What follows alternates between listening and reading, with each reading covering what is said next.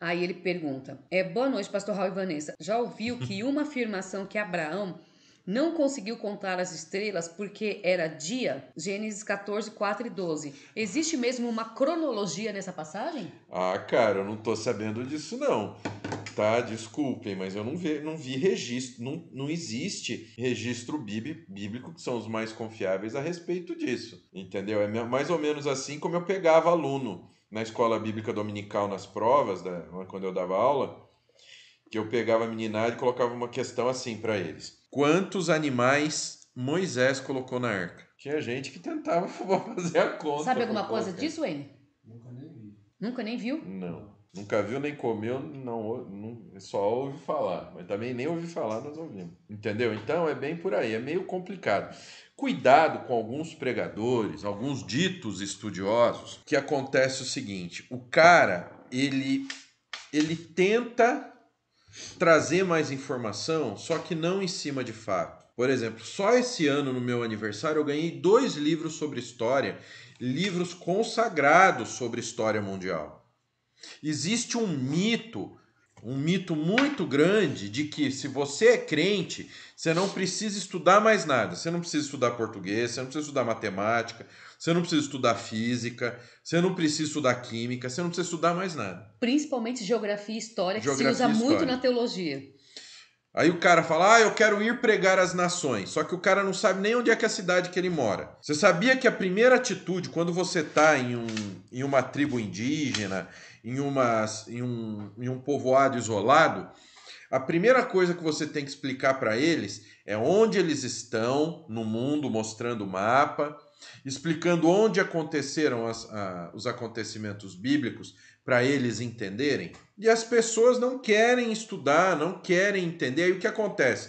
Eles ficam inventando essas crendices gospel. É daí que nasceu teologia do intervalo, que nasceu aqueles pregadores que tá pregando aí eles para aparecer falam, não, porque o termo em hebraico aqui é não sei o quê. Entendeu o quê? Aparece os malucos que fala que tem que chamar Jesus de Yeshua, sendo que os documentos que nós temos sobre o nome de Jesus é Iesus, é grego, entendeu? Nós temos as referências a Cristo que nós temos é em grego, porque os originais da Bíblia foram escritos em grego. Então olha o absurdo. Então a gente precisa tomar muito cuidado, pessoal, porque existem crentes. Então o cara pega um termo lá que ele pegou na Bíblia de Estudo Palavra-Chave, o pessoal briga comigo, pastor, eu preciso saber as línguas originais para ter a Bíblia de Estudo Palavra-Chave? Preciso. O pessoal fica bravo comigo.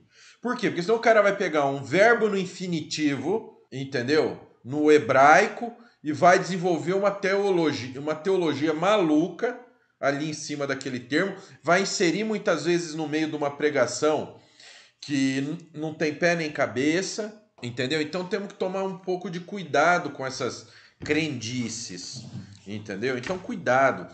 Vamos nos ater à Bíblia, vamos nos ater a conhecer a história, a geografia. Ah, existe uma cronologia disso? Nem a cronologia dos acontecimentos bíblicos está fechada. Eu tenho 3 Bíblias de estudo aqui em ordem cronológica. Eu tenho a NVI cronológica, eu tenho a aplicação pessoal cronológica e a integrada. Cada uma tem uma proposta cronológica diferente, ou seja, da data que os fatos aconteceram. E aí você vai me falar se existe registro sobre Abraão não ter conseguido contar as estrelas porque era de dia. É uma anedota que alguém contou e o cara tomou para ele como se fosse um acontecimento. Não. Abraão estava numa área que não era tão povoada, então ele estava no escuro à noite e o Senhor se faz uma. Mesmo que fosse de dia, Abraão não precisava parar para ele tentar contar. Ele iria chegar à conclusão que você não consegue contar. Então, além de tudo, é irrelevante essa questão. Por quê? Vamos supor que ele estivesse à noite. Abraão, você consegue contar as estrelas? Ele só ia bater o olho com aquele monte de pontinho branco. Quem já foi para o meio do mato, que nem eu, que era de Texas Quara lá, e andava de bicicleta lá no meio do mato, à noite a gente acampava no mato, e você olha, cara, o que a gente vê numa cidade no céu de São Paulo, no meio do mato, longe da iluminação da cidade, é umas 50 vezes mais de estrela lá em cima. Então imagina Abraão, numa área não muito populosa, que não tinha toda essa iluminação que nós temos, olhar para o céu, aquela coisa lá cheia de estrela. Ele não tentou contar.